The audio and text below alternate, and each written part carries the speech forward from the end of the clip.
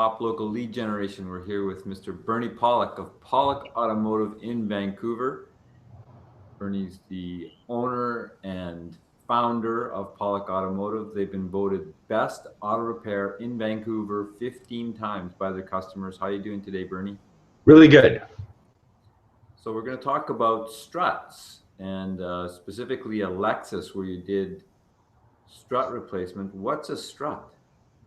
Well, it's a good question, and I should clarify that the struts we're talking about are McPherson struts, which are on the vehicle suspension, because the other struts that you will find on a vehicle are the struts that hold up on some cars, up your hood. It holds up your hood and your trunk when you open it. These are a bit of a different item, but we're talking about McPherson struts today. So what a strut is basically it's a suspension component that incorporates one arm of the suspension, the vehicle suspension. It also incorporates the coil spring, and it incorporates a shock absorber. And the reason they use them is it kind of compacts the suspension system. That's the main reason for using it. Several things can be built into one component and installed on the vehicle. So many vehicles use a McPherson strut or a strut, a suspension strut like this. Is that right? That's right. Yeah, I'd say 30 to 50%, maybe even a little more, of vehicles on the road use a McPherson strut suspension.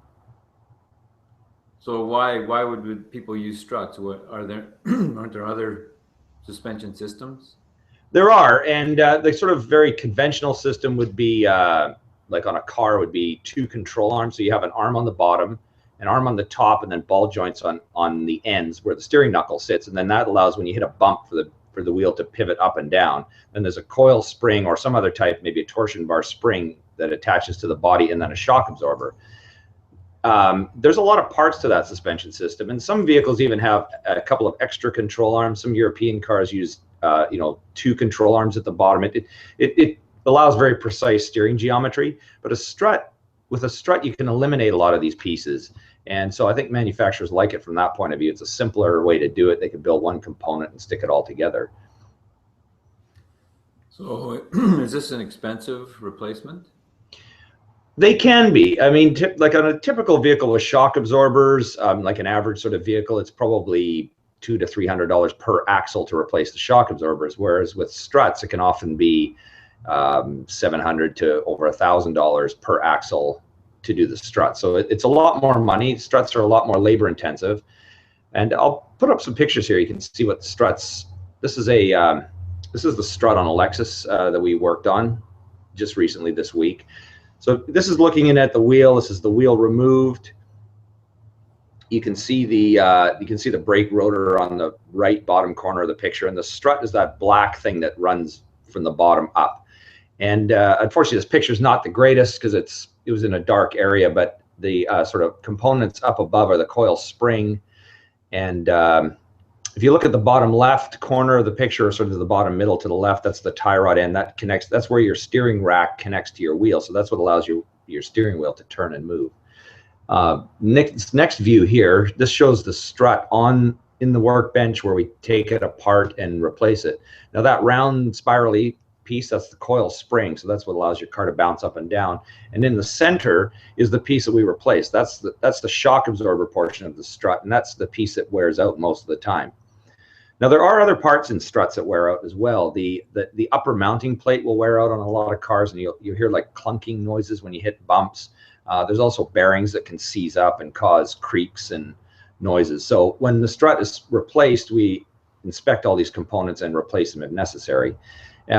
On some vehicles as well, you can buy a brand name. It's called a quick strut, and what it is it's a complete unit. It's got a new coil spring, it's got the mounting plates, it's got everything. It costs a little more money, but it's less labor intensive, and you end up getting the whole piece replaced, so it doesn't leave anything to go wrong down the road.